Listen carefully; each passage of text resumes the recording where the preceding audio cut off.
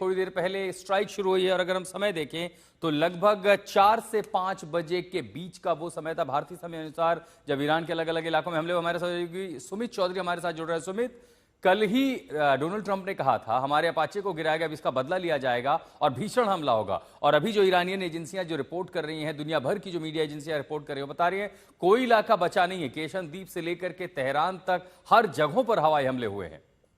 बिल्कुल, लेकिन ज्यादा स्पेसिफिक अटैक लगातार आशुतोष स्ट्रेट ऑफ हॉर्मूज के आसपास यानी बंदर अब्बास के आसपास, मिनाब के आसपास, खर्ब के आसपास और आप कह सकते हैं ये पर्टिकुलर एरियाज हैं जहां पर ज्यादा अटैक किए गए। और अभी जो ताजा हमले हैं उसके अंदर एक बड़ा पैटर्न अमेरिका द्वारा देखा जा रहा है कि अमेरिका जो अटैक कर रहा है वो उनके ऑयल इंफ्रास्ट्रक्चर हो, उनके जो बाकी सिविलियन इंफ्रास्ट्रक्चर हो, उनको टारगेट करके किया जा रहा है। तो ये निश्चित तौर पर एक तरीके का ये आप कह सकते हैं कि वहां के लोगों पर प्रेशर बनाना कि देखिए आपका रेजिम बातचीत नहीं कर रहा है, लगातार उन उन जगहों को टारगेट किया जा रहा है जहां से वहां की मूलभूत सुविधाओं पर असर पड़ सके, वो अटैक किए जा रहे हैं। अभी मौजूदा हालात में स्ट्रेट ऑफ हॉर्मूज में आवाजाही कहा जा रहा है कि एकदम बंद हो गई है। अमेरिका ये कह रहा है कि हमने बिल्कुल पूरी तरीके से वहां से चीजों को ब्लॉकेट किया हुआ है, ईरान कह रहा है कि नहीं ऐसा नहीं है। तो ये तमाम चीजों के बीच अब ऐसा लग रहा है कि ये संघर्ष अब बातचीत की टेबल से बिल्कुल उतर चुका है, क्योंकि अब पिछले 48 घंटे में करीबन 2 बार ऐसा हुआ है कि अमेरिका ने बड़े स्ट्राइक्स किए हैं।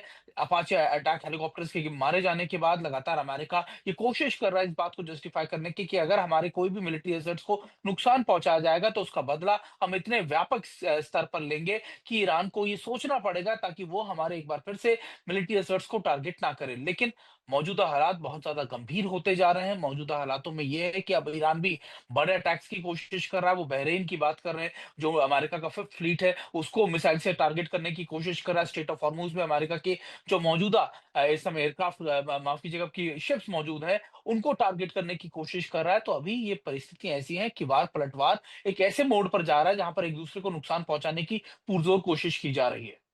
सुमित, आपसे ठीक 2 घंटे पहले जो सेंट्रल कमांड है, मैं आपको भी बता दूं, उसमें उन्होंने लिखा कि हमने 5:15 PM ईस्टर्न टाइम के हिसाब से एडिशनल सेल्फ डिफेंस स्ट्राइक की है मल्टीपल टारगेट्स इन ईरान, जो उन्होंने कहा, direction of commander in chief, यानी ईरान में सिर्फ एक नहीं कई ठिकानों पर, जिसको उन्होंने नाम दिया है कि ये सेल्फ डिफेंस स्ट्राइक है। ट्रंप कह रहे हैं कि ये तो बदले की कार्रवाई, उन पर हमने हमले किए हुए हैं। दूसरी तरफ वो कह रहे थे अपनी प्रेस कॉन्फ्रेंस में कि अभी भी उम्मीद है कि पाकिस्तान इसमें मध्यस्थता कर रहा है और बातचीत होकर कोई रास्ता निकलेगा। लेकिन अब ये लग रहा है कि एस्केलेशन लैडर पर बात काफी आगे बढ़ गई है।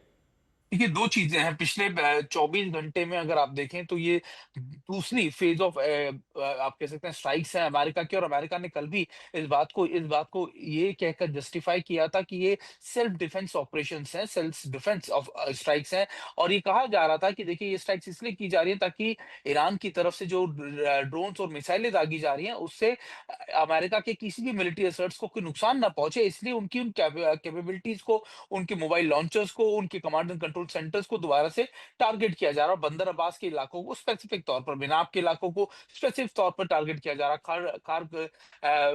करज का जो इलाका है उसको स्पेसिफिक तौर पर टारगेट किया जा रहा है। तो ये सारे उद्देश्य तो इसी तरफ के दिखाते हैं कि अमेरिका ये जस्टिफाई कर रहा है। लेकिन अब मध्यस्थता करेगा कौन? आशुतोष, अभी के मौजूदा हालात में तो कल भी कतर की तरफ से कोशिश की गई थी, ईरान ने उसको मानने से इनकार कर दिया, ईरान ने नेगोशिएशन पे बैठने के लिए मना कर दिया। तो ये तमाम चीजें ऐसी दिखाती हैं कि अब बातचीत बहुत सफलतापूर्वक आगे बढ़ेगी, इसकी गुंजाइश बहुत ज़्यादा कम है। अब ये ज़रूर होगा कि दोबारा से स्ट्रेट ऑफ हॉर्मूज़ में ईरान कोशिश करेगा और पाबंदियाँ लगाने की और ज़्यादा अपने बोट्स को या फिर माइन्स को स्ट्रिक्ट करने की।